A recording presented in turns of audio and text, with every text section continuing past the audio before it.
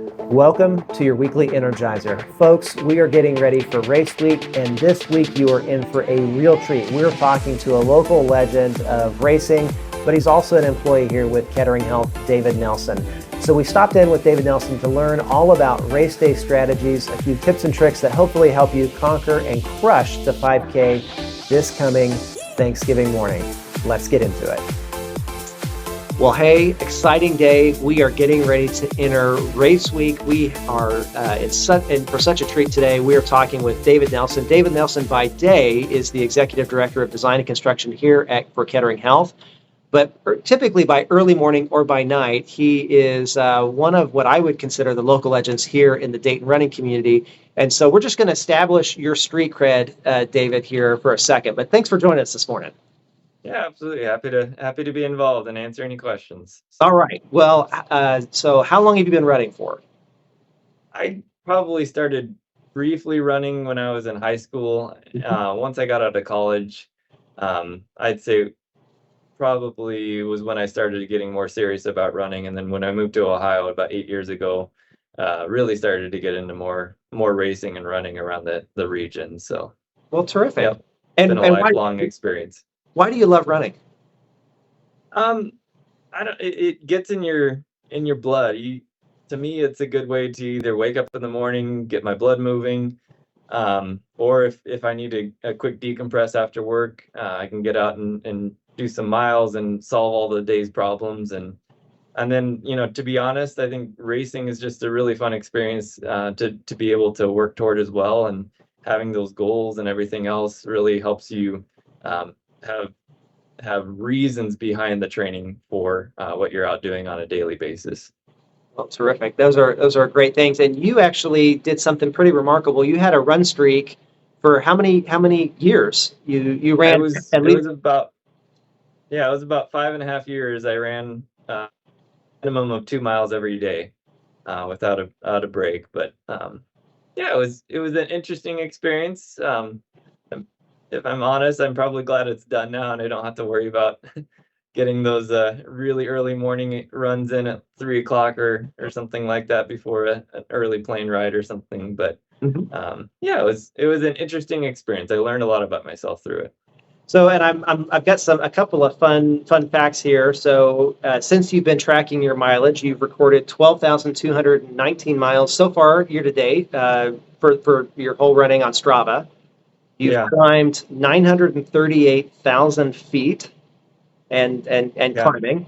So, and just to establish further cement your street cred, what's your PR time for marathon? My PR for marathon is 2:48. That was at New York Marathon in 2018. Okay, and then for the 5K, just to give a bit of context, what's your 5K PR? I think it was a 16:12 at a Luke Cox a few years ago. 16:13 is what I'm showing here on Strava, so we'll call it 16:12. Got shorted by a second there. So in case you don't know, team, that is smoking fast. So that's really good. So we've established your street cred, David, and we're here to talk about race day strategies. So we've got really two groups of folks, some folks who this may be their first 5K and others who are seasoned runners, but maybe let's go through some of the things you think about race day strategies and what does the group need to know? Yeah, for sure. Well, thanks for having me on, Paul. So I think before we really get into the specifics of race day, I think I want to make a few general comments. Your race day strategy starts now. You committing to your training right now, putting in the miles, putting in the training, putting in the effort, that is key to a successful race day. So a couple things as we start to get closer to race day you want to consider is determining your goal time. And a lot of that is going to be based on your training and some of the paces that you're getting comfortable with. And if you're wanting to push yourself, I think you need to understand what that goal pace actually feels like and do some training at that specific pace. I think the other thing you want to consider before the race is researching the course. Is it a hilly course? Is it a flat course? Is it going to be cold temperatures? Is it going to be warm temperatures? That all needs to come into play as we consider what your goal pace needs to be. And then when we start to get into race day, before the race starts, don't forget your warm-up. There's a bunch of different resources on a proper warm-up, but that is for 5K races specifically, warm up is a very critical for success within the race. So maybe let's talk about that. So our team will have done the training, they've done the plans, they will have gone through a 12-week couch to 5K plan. So they're approaching race day, and actually they're getting this the Monday before our Thanksgiving 5K, our turkey trot, Thanksgiving morning. So what would a good warm up? So it should be cooler here in Ohio. It's going to be a flat course. So what would be a good warm up for our team to do? So generally, what I try to do is do an easy jog for maybe 5 or 10 minutes. Okay. And then I'll throw in some strides to kind of get those fast twitch muscle fibers activated. And strides, if you don't know, are, I'd say, a short burst of speed, maybe 10, 20 seconds at a little bit faster than your race pace. Just again, to really warm up the muscles, get everything activated, get loose and limber for the start of the race. And you want to do that as close to the start of the races as you can, understanding logistics around getting to the start line as well. Yeah, there's nothing worse getting warmed up and then realizing the race has started. I've done that before. It's not fun. Yep. Or warm up and then stand around for an hour and get cold again. So, yep. Excellent call. Well, so race day is rolled up. We've done our warm up. What are some of the other things that we need to be thinking about? I know that my nerves can kind of get in my head a little bit. You know, what are some things that you do to kind of help stay mentally ready and or to prepare for race day? Yeah, good question. So I think staying mentally sharp, again, you put in the training, you understand what your body is capable of. I think the other thing too is leveraging the adrenaline on race day. You are going to be surprised how much easier race day probably will feel compared to some of your harder training runs as well. Yeah. Leverage that adrenaline, thrive off of it and use it to your advantage. So that comes with a caveat though, because as I start to go into I'd say there's 3 major types of race strategy. Okay. So negative split race, and I'll go into some detail here, even pace, and then an all out. So let's break down negative split a little bit more. I think the key to negative split is you want to run the last half of the race faster than the first half of the race. Okay. And that takes some discipline. You are going to be fighting those adrenaline, those nerves at the start of the race. Go out conservative, hold back. It should feel easy. You want to be running that first mile really at 10 to 15 seconds 15 seconds a mile slower than your goal pace. Okay. You should feel really good coming after mile 1. And that at that point, bump mile 2 up to really your race pace. And then your third mile, as you start to approach the finish, run based on your feel. You should be able to be at your race pace, if not faster. And then that last 10th of a mile will be painful, but let it go, sprint it out. So, and that's really is you should be progressively building through the race. Okay. So that is I'd say by far probably one of the best strategies of how to race smart at some of these 5Ks. Okay. So negative split, start out a little bit slower, and then race pace second mile, and then faster, and then the last 10th of a mile, let it rip. Love it. Yep, exactly. So I'd say the second best strategy for racing is going to be an even pace. This takes probably a little bit more advanced understanding of what your training and goal pace needs to be. And really what you want to do is, again, resist the urge to go out faster than race pace. You want to set your target pace and essentially click off those miles exactly right on pace. You should come to the finish more or less spent if you train smart and know your goal pace. I'd say that negative split are probably the 2 best strategies to really be successful in finishing your 5K. All right. The last, which is kind of an all out or sprint, is very easy to get sucked into. The challenge is everybody has nerves. That adrenaline is pumping through. You're going to go out, and if you're not paying attention to your splits, you're going to hit that first mile faster than you probably should have. The challenge then becomes what happens at mile 3. How do you start feeling at that point? You've maxed yourself out. You're hitting the wall. It's going to be painful. So resist, the concept of banking time or, building up that extra time at the start of the race usually ends up backfiring by you may end up having to walk at the end of the race or crawl at the end of the race. That is not the ideal position No. you want to be in. There are times where, if you are going for a PR or something like that, you're going to want to push yourself a little bit more. But again, that experience comes with racing. And I'd not recommend kind of the all out race pace strategy. So, Yeah, and maybe when we're sponsored by Nike or we're running in the Olympics, do we go out in yeah, a blaze of glory? But for our first yeah, 5K here, really just, and we put some specific days in the training plan to actually run at what your quote unquote goal pace or race pace is yep, supposed to be. So that's in the training plan. So just go out and treat those days like they're little mini races and get a feel yep, for what you're capable of doing. And you're going to see that, especially as you start running, those times will increase rather dramatically early on in your running times, which is fun absolutely. to see. You get Yeah, results. yep.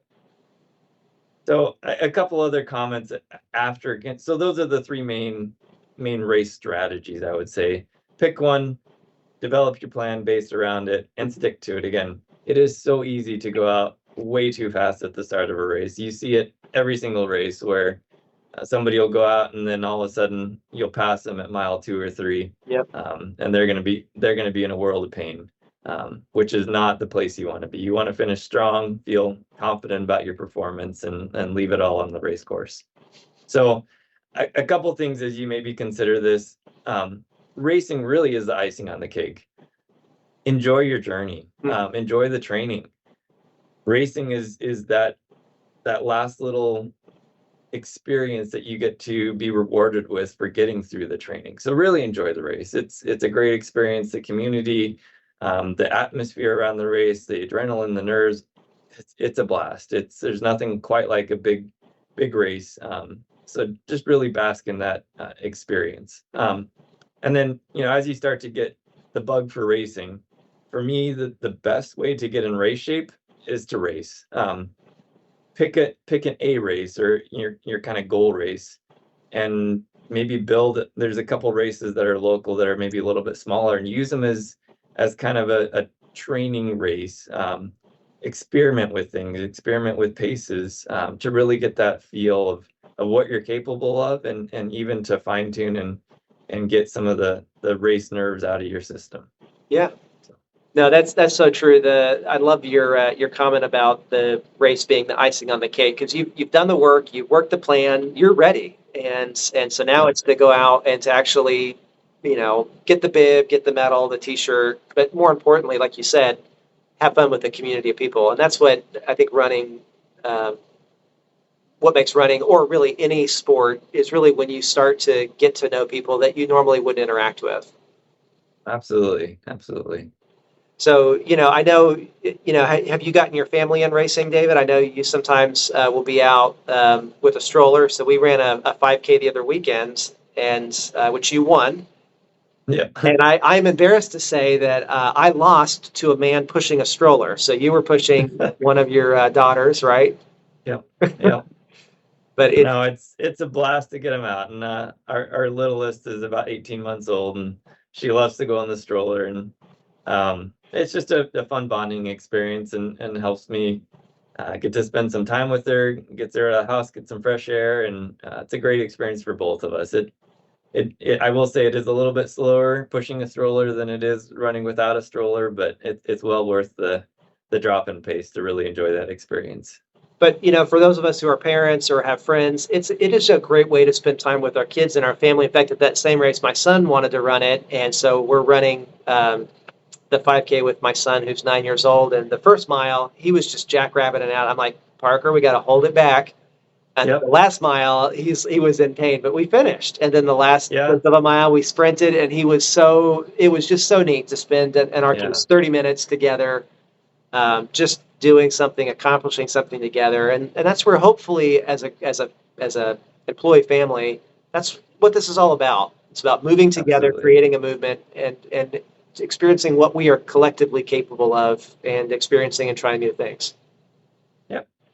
So, David, any other tips or tricks for race day strategies that our team ought to know about? I will leave a lot of the race nutrition, or I'd say buildup of nutrition and hydration, to some other subject matter experts. But just a couple points during the race specifically. You know, from most of the research that's out there right now, I think for the most part for our 5K race, you should have enough glycogen stores. I wouldn't worry about eating a bunch of new things before the race or trying to carb load. Eat what you know works. Don't try super spicy food the night before and end up with issues the day of the race. Eat what you're used to. Yeah. And then hydration too. Similar to food, drink to thirst. There's no reason to really super hydrate before a 5K race or during a race. Drink to thirst. Drink an hour or two before the race. Start to taper that down a little bit so your body has time to process the fluid. But again, during the race itself, eat and drink based on what you actually feel like. So, all right. Well, David, this has been really helpful for me. And even though I've been running for a few years, I've already picked up a few things that you've shared with us along the way. So team, just want to say thank you to David Nelson for taking time to talk race day strategies. And most importantly, hopefully this helps you as you continue your journey, whether you continue with running or whether you go and explore and experiment with other sorts of activities. It is simply about spending time with friends and family, challenging oneself, and creating a movement. So remember, folks, train smart, train hard, and have fun. David, thanks so much for taking time with us today. Thanks, everybody. All right. Great. Good luck with the race. Hope to see you out sharing some miles.